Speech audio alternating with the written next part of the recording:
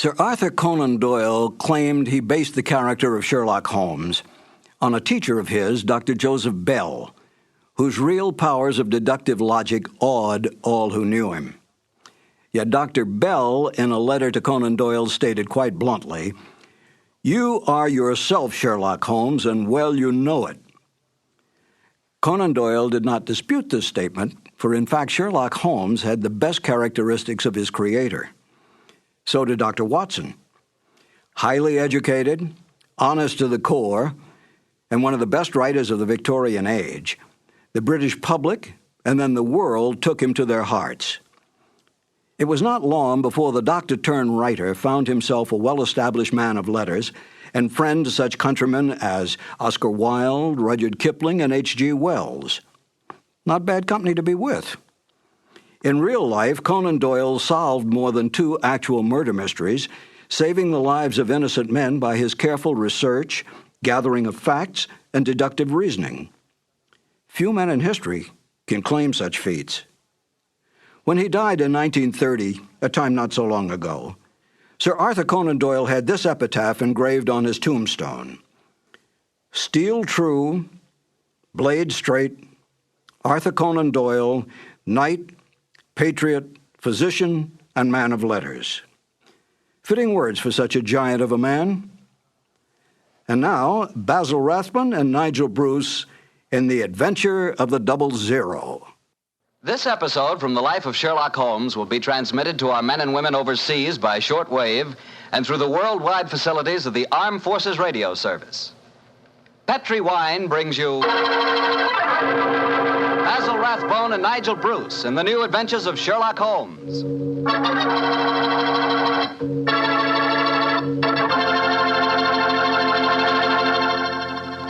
The Petri family, the family that took time to bring you good wine, invites you to spend the next half hour listening to Dr. Watson tell us another exciting adventure he shared with his old friend, that master detective, Sherlock Holmes. And say, let me tell you something I found out just the other day.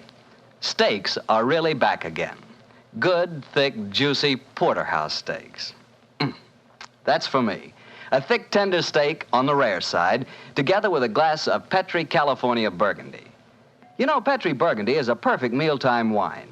And with meat or any meat dish, it's the very last word in good eating. Honestly, when you taste the wonderful flavor of that rich red Petri Burgundy, you're tasting one swell example of the art of winemaking. It's full-flavored and just about the most delicious wine that ever poured from a bottle. Try it the next time you have steak or chops, or the next time you have hamburger or pot roast. Believe me, Petri Burgundy is the best friend a good meal ever had.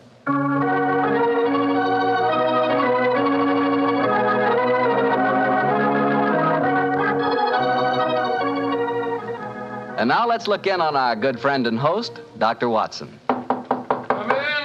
Come in. Ah, there you are, Mr. Bartell. Evening, Doctor. Just in time to join me in a cup of coffee. Draw up your chair, young fellow, my lad. Thank you. Ah, that's it.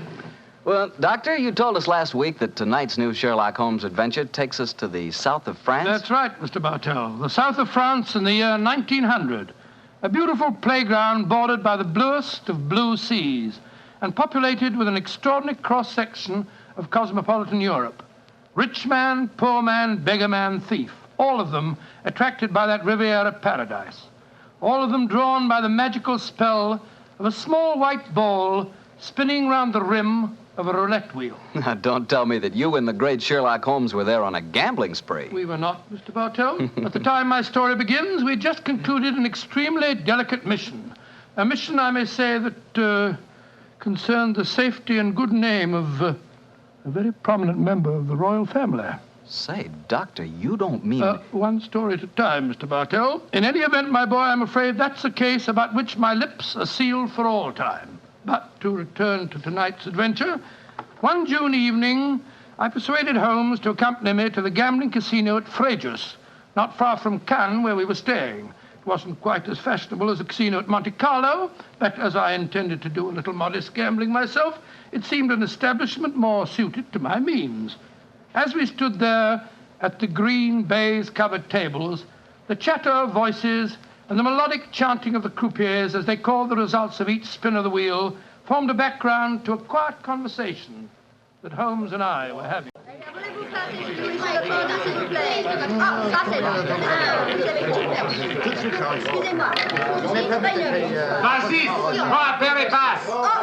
Lost again, Watson? Oh, confounded. That number 10 must come up soon. Oh, why not cut your losses, old fellow, and come for a stroll with me on the waterfront? Well, just a big wait. A couple more bets, Holmes. I have a feeling that 10 is bound to come up in a minute. Watson, I believe the blood of a gambler courses through your veins. Oh, there's no harm in taking a little flutter once in a while. Why don't you risk a few francs, Holmes? Oh, thanks you, my dear chap. The law of averages convinces me that my money is safer in my pocket. In any case, I'm a little dubious as to the integrity of this particular casino. Well, what makes you say that? Well, you will observe that this roulette wheel has a 00. Most continental wheels have only a single one. It would indicate that this house is extremely concerned with its percentage. Mesdames et messieurs, faites vos jeux. Oh, just 2 more turns of the wheel, Holmes, and I'll take that walk with you. Oh, you Mrs. Gear spielen. Why do you not play from the other side of the table? Why must you always stand next to me? Hello. What's the trouble up there? I've placed my bet, so let's go and see. I ask you, sir, why do you play here beside me? I'm afraid I don't see any reason why I can't play wherever I swish. You've broken my luck. Ever since you come to the table, I've done nothing but lose. Please, to move away. Well, move away yourself if you don't like my company. Heinrich, why do you not stop now? You've already lost more than we can afford. One more throw, Elsa. I can win it all back if only this young man will move away. Why should my husband move? He's had a bad run of luck, too. Rien ne va plus. Neuf. Rouge, impérimment. Ah, you've lost again, Watson. Heinrich, you must stop now. I must stop, Elsa, because I've lost everything. I hope you're satisfied, Mr. American. You've broken my luck and ruined me. I hope that you and your turn will be ruined too. Heinrich! Heinrich, wait for me! I never heard such rubbish in my life. Were you listening to him, sir? I heard his last few remarks, Mr. Gilbert. Roger Gilbert. And this is my wife, Helen. How do you do? My name is Holmes, and this is my friend, Dr. Watson. How do you do? How do you do? Didn't you think his remarks were a little out of place, Doctor? I certainly did, Mrs. Gilbert. I don't see how I can possibly blame your husband for his run of bad luck. I didn't like the look on his face as he left the table, though. Have you any idea who he is? His name is Schneemann. He's staying at the same hotel as we are. I've never spoken to him, but I've heard him being paged there. Well, he shouldn't gamble unless he can afford to lose. Well, I'm losing, darling, and I can't afford it. Oh, but I can let you have more money. You know that. Oh, no, Helen, I may have married an heiress, but I'm not going to use her fortune to gamble with. Oh. I'll lose my own money, and then I'll quit. Mesdames et messieurs, faites vos jeux. Your last bet, Watson? Yes, Holmes, this time I know that number 10 is going to come up. It's got to.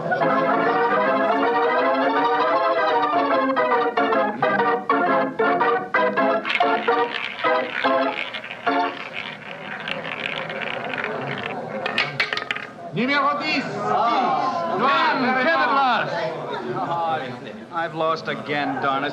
Helen, this is my bad night. Well, why don't you stop now, dear? Holmes, I've made 350 francs. On this throw of the wheel, old fellow, but as you've lost some 500 francs doing it, I can't say that your profits stagger me. Oh, Mr. Holmes, I can see that you're no gambler. I'm afraid not, Mrs. I Gilbert. wouldn't say that, Holmes. You may not like roulette. You've taken a good many chances in your life with long odds against you, too. Well, nevertheless, old chap, in the sense Mrs. Gilbert means it, I'm not a gambler. Say, what's the commotion over there? That German woman with a crowd forming around her. Yes, the wife of that man that said I ruined him. Attention, attention, est-ce qu'il y a un docteur dans la salle? There must be trouble. He's asking for a doctor. Doctor, come along, then. Will you excuse me, please? Thank you. Excuse me, madame. Mon ami est docteur. Monsieur, cette dame a besoin d'un docteur. What happened, madame? It is my husband. Is he ill? I just found him lying out in the garden.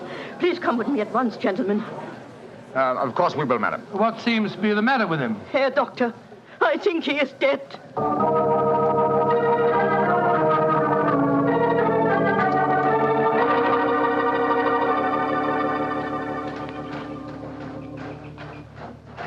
He's lying by that tree, Doctor. Please see if you can help him. Somebody else seems to be on the scene before us. Who are you, sir? I am Monsieur Chevray, director of the casino. Do any of you know this poor man? I am his wife.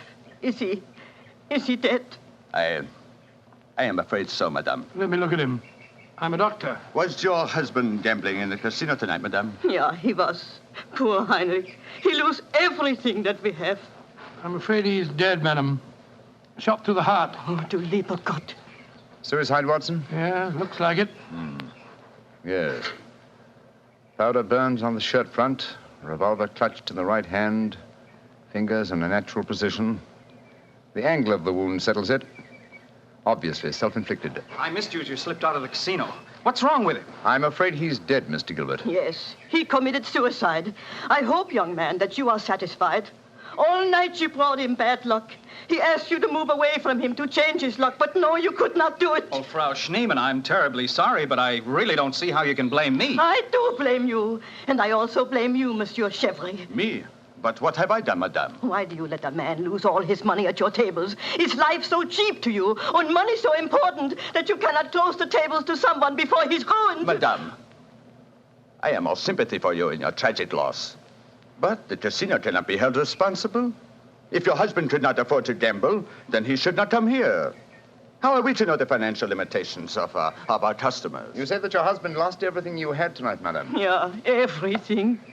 Then how do you account for this sheaf of banknotes in his breast pocket? Good Lord, must be several thousand francs, sir. Then he wasn't ruined. And his suicide, therefore, cannot be blamed on his losses at my casino, madame. How do you account for this money, Frau Schneemann? Well, I do not understand. Heinrich kept nothing from me. I know that he had not so much money on him when he started tonight. Well, why do you all look at me like that? Is it that you think? You think... Quick, Watson, she's fainted. I've got her. We must get her to her room. You can take her to my suite in the casino. No, let's take her to the hotel. My wife will look after her. Poor woman, she's had a dreadful shock. She can probably do with another woman's company. That's very considerate of you, Mr. Gilbert. Where are you staying? At the Hotel Crillon. It's quite near here. I'll get a cab, and while I'm doing that, Watson, see if you can revive her, will you? Yes, Then we'll take her to the Hotel Crillon.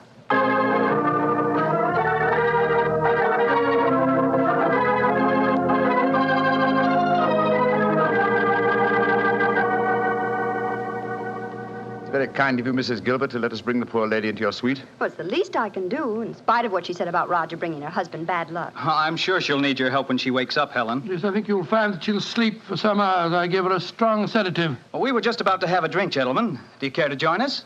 Oh, thank you, sir. Well, that'd be very nice, Mr. Gilbert.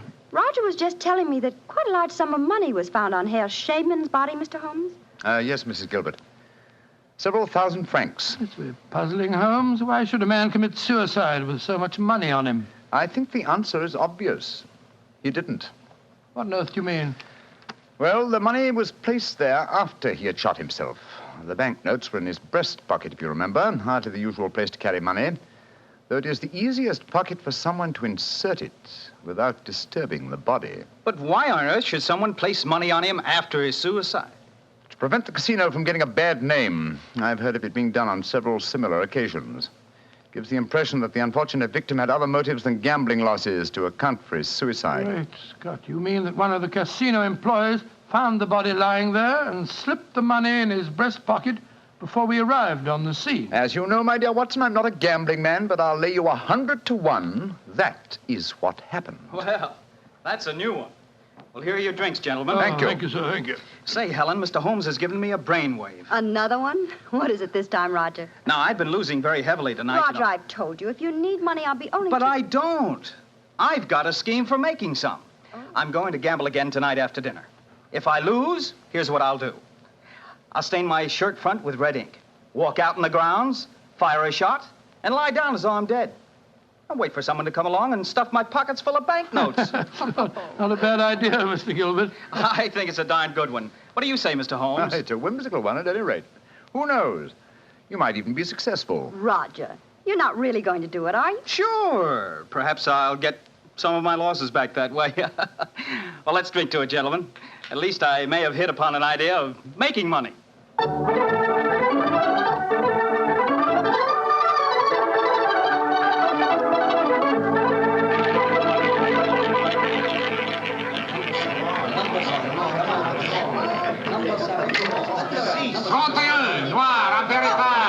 My dear Watson, you'll have to work hard at your practice when you get back to England. Your infallible system appears to be extremely fallible. And yet the fellow who told me about it said it couldn't miss. It's just a matter of doubling the stakes each time you lose, and then... Oh, my dear fellow, I've been studying your system, but I can tell you a really infallible way of making money at roulette. You can? What is it? Well, Own the gambling house and operate the tables yourself. The odds would be all in your favor. Oh, what a brilliant suggestion. The gambling house will operate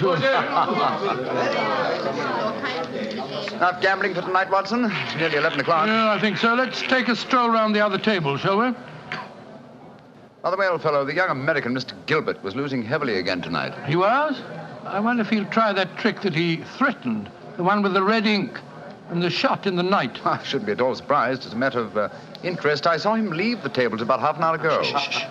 Here comes his wife, on the arm of Monsieur Chevry, the director of the casino. Good evening, Mrs. Gilbert. Monsieur? Bonsoir, monsieur. Hello, Mr. Holmes, Dr. Watson. Monsieur Chevry is giving me a personally conducted tour of the casino. It's quite fascinating. And it is quite fascinating for me to have so beautiful a woman on my arm, mademoiselle. I know that I am the envy of all the men in the room. Oh, stop flattering me so much. I'm not used to it. Mrs. Gilbert, how is, Frau Schneemann? She seems much better. She wakened an hour ago and insisted on going back to her own room. I wanted her to spend the night with us in our suite, but she wouldn't hear of it. I think I should drop in and see her before I go to bed. Oh, you have finished the gambling for tonight, perhaps, Doctor? No, perhaps about it, Monsieur Chevry. I've had a bad run at the tables. Oh, I am so sorry. Has anyone seen Roger? He left the tables about half an hour ago, Mrs. Gilbert. After doing as I did and losing quite heavily. So he lost again, did he? I wonder if he'll try that new system he was talking about. We were just discussing that possibility ourselves, Mrs. Gilbert. Mrs. Gilbert! Mrs. Gilbert! Frau Schneemann, you shouldn't have left your hotel, you know. It is too late to worry for me, Herr Doctor. It is for Mrs. Gilbert now that you should worry. What do you mean, madame? Well, I went back just now to where poor Heinrich died. And there, lying in the grass, I saw another body. I was too shocked to go too close. But I am quite sure that I recognize your husband, Mrs. Gilbert. Oh, Dr. Watson, she's ruined Roger's trick. And he'll have taken fright and bolted by the time we get there. Possibly. Let's go at once and find out, shall we?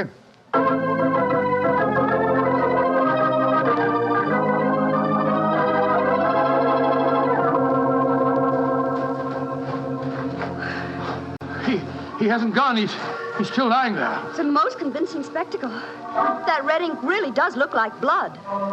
Yes. And blood sometimes looks like red ink. Mr. Gilbert. Roger, get up. The joke's spoiled. Roger, get up! I'm afraid that's impossible, Mrs. Gilbert. He's dead.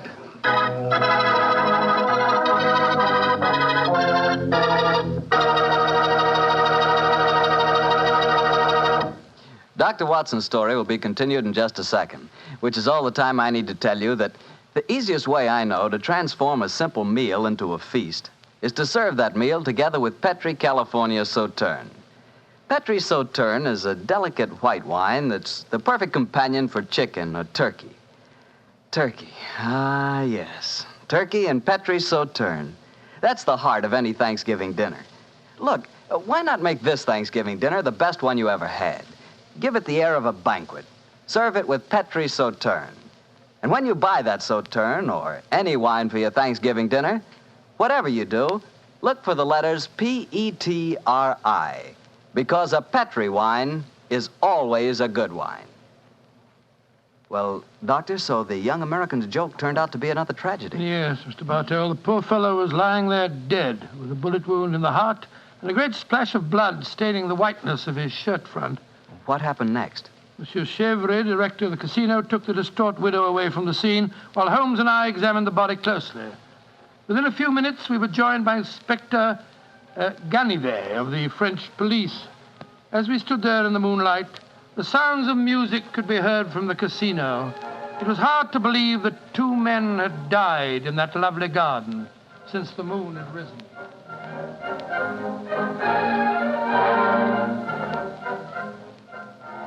Monsieur Holmes, you and Dr. Watson have concluded your examination? Yes, Inspector Ganivet. Will you favor me with your observations? You say that you are certain that this is not another suicide? I'm sure of it, Inspector. Look at the wound. The bullet entered the body at a direct right angle, whereas a self-inflicted shot is always fired obliquely. Yes, that is so. Then you suggest that this man was shot from above as he lay on the ground pretending to be dead? I'm convinced of it. Why, Monsieur Holmes? Well, for two reasons. Though it's impossible to be sure without a laboratory test, I'm certain that beneath those blood stains are stains of red ink. Look for yourself, Inspector. Yes, indeed, it does look like it. What is your other reason for being certain that this man was shot as he lay here pretending death? Show him the banknotes, Watson. Here you are, Inspector. We found them stuffed in his breast pocket. So, banknotes with a bullet hole through the middle of them. Very illuminating. Tell me, gentlemen, how many people knew of this little plot you have told me about, this plan of the dead man's to pretend to be shot? Just 3 people, Inspector. Dr. Watson, myself, and Mrs. Gilbert. Alors, then the answer is obvious. You and your friend are innocent. It must be the wife who killed him. No one else knew of the plot. I'm not so sure of that. Frau Schneemann, the dead German's widow, was in the next room when Gilbert told us about his plan. She might have heard, though I could swear that she was asleep. I gave her a very strong sleeping draught. From what you have told me of her husband's suicide, she might easily have had a motive for murdering this man. Come, gentlemen. Surely it's obvious who murdered Mr. Gilbert. Who, Monsieur Holmes? Well, it's certainly one of the 2 widows. Since there seems to be some doubt in your minds, I suggest we return to the casino. I can promise you the answer to your question within a very few minutes.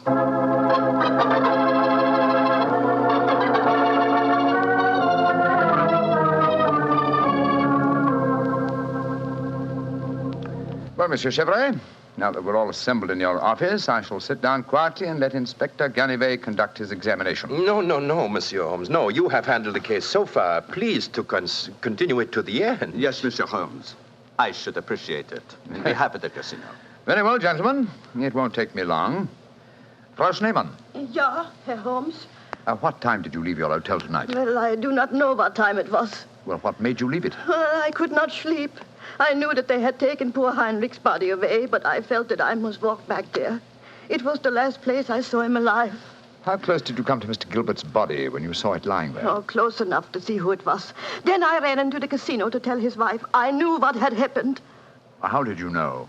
You say you didn't come close to the body. I could tell by every line of the body as it lay there. I could tell because I knew that poor Heinrich's death would not be avenged. Thank you, Frau Schneemann. That will be all. You may go. But Monsieur Holmes, she has no alibi. Surely you should stop her. Inspector Ganivet, if I'm to conduct this investigation, I must do it my own way. Pardon, Monsieur Holmes. Please continue. You may go, Frau Schneemann. Mrs. Gilbert? Yes, Mr. Holmes. Where were you prior to our meeting in the casino tonight, just before we discovered your husband's body? After I left the hotel, I walked over here along the seafront. Can anyone verify that statement? I suppose not. I didn't meet anyone that I knew. And what did you do when you arrived at the casino? I played a little chemin de fer. A few moments later, Monsieur Chevrolet came over to the table and asked if he might escort me over the club. 10 minutes after that, we walked into you and Dr. Watson. That is quite true, Monsieur Holmes. I can swear to it. Thank you, Mrs. Gilbert. I'm sorry to distress you with these questions. You may go. I'll wait outside, Mr. Holmes. I must know what happened. Wait for me there, madame. I shall join you in a few minutes and escort you home. Well, another suspect with a poor alibi, eh, Ganivet? I must say, Monsieur Holmes, your methods puzzle me. It seems to me that both those women should be watched. Yes, I agree with the Inspector, Holmes. Please don't worry, Inspector. I've asked 2 of your plainclothes men to keep an eye on the ladies. And now, Monsieur Chevrolet, I'd like to ask you a few questions. Ask me any questions you wish, Monsieur Holmes. Thank you.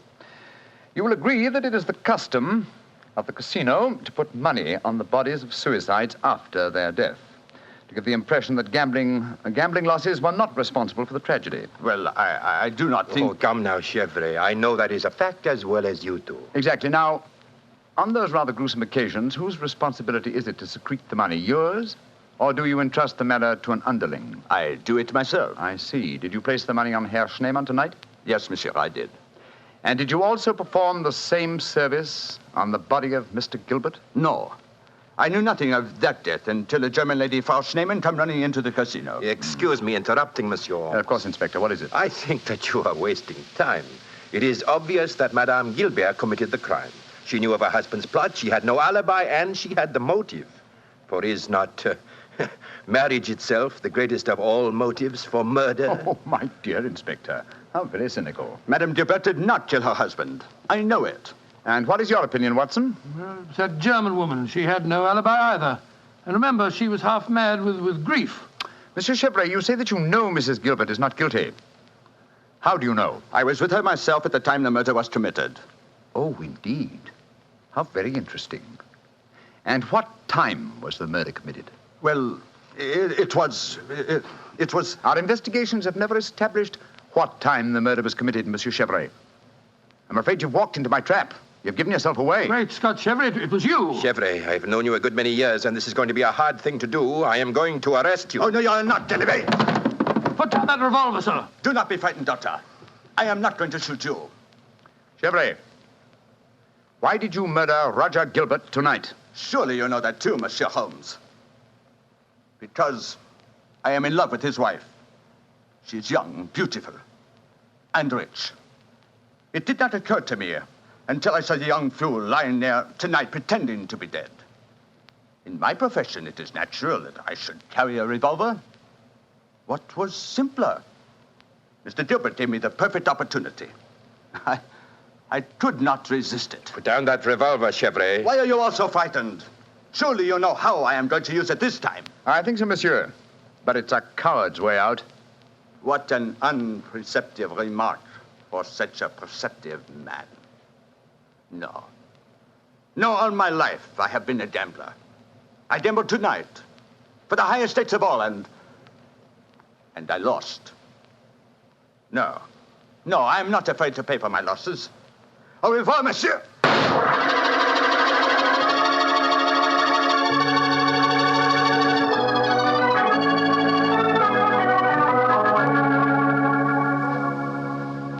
An extraordinary case, Holmes. I never suspected Chevrolet. And I, old chap, suspected him from the beginning. Well, I wasn't the only one who was stupid anyway. Inspector Ganivet thought it was the wife. True.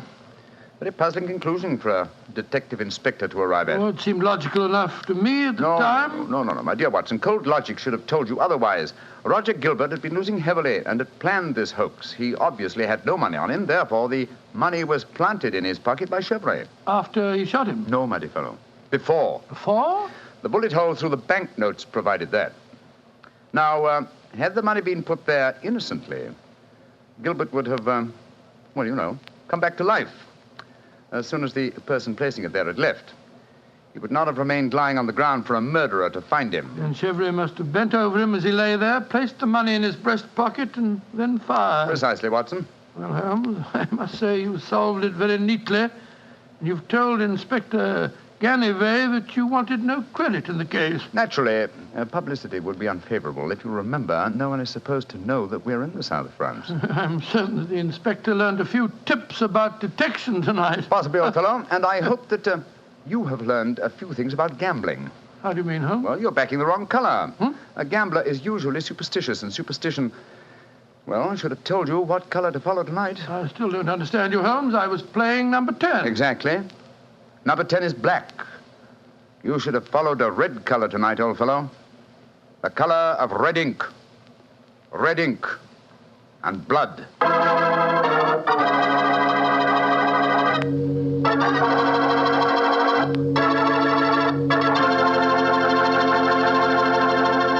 Say, Doctor, that was a swell story. I didn't know you liked to play roulette. Well, I figured out a system for roulette. It's like yours. Every time you lose, you double your money and keep doubling until you win. Oh, it's a great system, Mr. Bartell. There's only one thing wrong with it. What's that? You lose, you go broke before you win. Look, take my advice. Don't gamble. You can't beat the laws of chance. But suppose I bet on a sure thing. Like what, for instance? Oh, like the fact that Petri wine is always good wine. It is, you know. Because the Petri family has been making wine for generations. They've been handing down from father to son, the art of turning luscious, sun-ripened grapes into delicious, fragrant wine. Ever since the Petri family started their business way back in the 1800s, they've been perfecting the art of winemaking. That's why Petri wine is always good wine.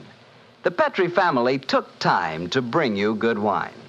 So no matter what type wine you prefer, why not take a few seconds of your time to look for the letters P-E-T-R-I. They spell delicious wine, Petri wine.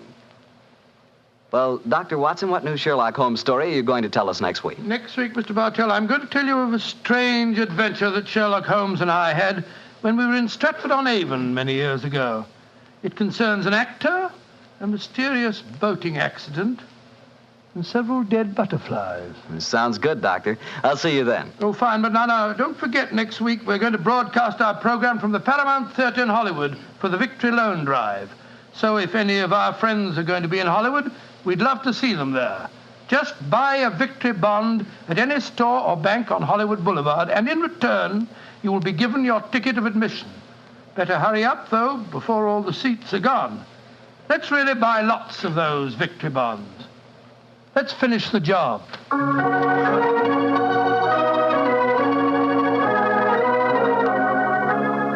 Tonight's Sherlock Holmes adventure is written by Dennis Green and Anthony Boucher and was suggested by an incident in the Sir Arthur Conan Doyle story, A Study in Scarlet. Music is by Dean Fosler. Mr. Rathbone appears through the courtesy of Metro-Goldwyn-Mayer and Mr. Bruce through the courtesy of Universal Pictures, where they are now starring in the Sherlock Holmes series. The Petri Wine Company of San Francisco, California, invites you to tune in again next week, same time, same station. This is Harry Bartell saying goodnight for the Petri family. Sherlock Holmes comes to you from our Hollywood studio. This is the Mutual Broadcasting System.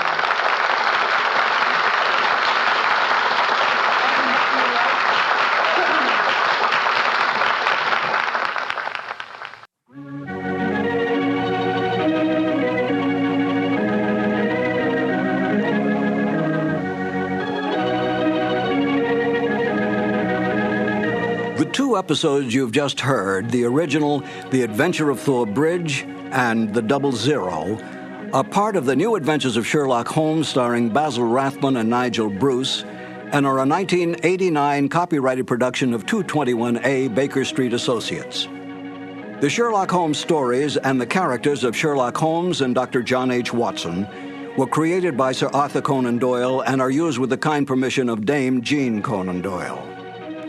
This is Harry Bartell. Won't you join me again on another cassette when I present Murder in Wax and The Man with the Twisted Lip? Thank you for listening.